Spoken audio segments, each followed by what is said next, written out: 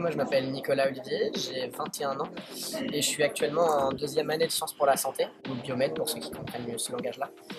J'ai fait 2 PACES et j'ai fini à plus de 10,5 de moyenne, ce qui m'a permis d'accéder directement à L2. Du coup, j'ai trouvé la science pour la santé à la fin du premier semestre, après avoir eu mon classement, parce que j'étais classé 800 avec avec 10 piles à peu près de moyenne.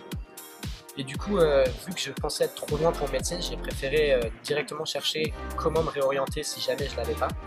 Et du coup, j'ai découvert que la science pour la santé acceptait directement L2 par équivalence avec des moyennes supérieures à 10.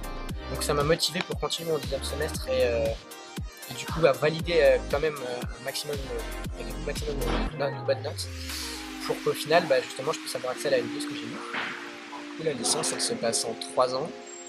La première année de licence, c'est des sciences plutôt générales.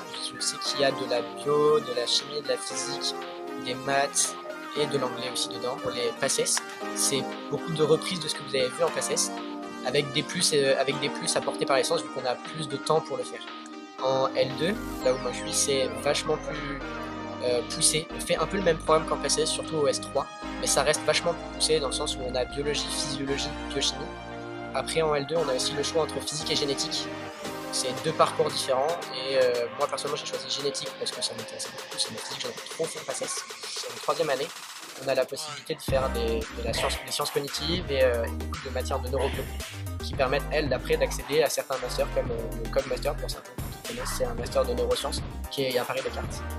Et là en L3 c'est vraiment quelque chose de très spécifique dans le sens où dès le début on a 4 parcours différents, un parcours biologie, un parcours biologie avec méthode de l'enseignement, un parcours chimie et un parcours chimie avec méthode de l'enseignement. Pour rentrer en sciences pour la santé, il y a 2 options. Soit vous avez moins de 10 de moyenne à la fin de la PACES. Peu importe les différents parcours choisis, enfin, si vous faites pharma, médecine, il faut 10 dans une des matières. Si vous avez moins de 10 dans toutes, il faut passer par la L1 d'abord. Et ça se fait par le NT, vu que c'est des réorientations internes à la fac.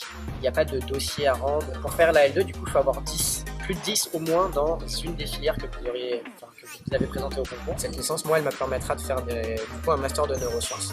Et après, de faire de la neurobiologie, surtout de la recherche pour moi. Ça me permettra aussi de faire de l'enseignement à la fac.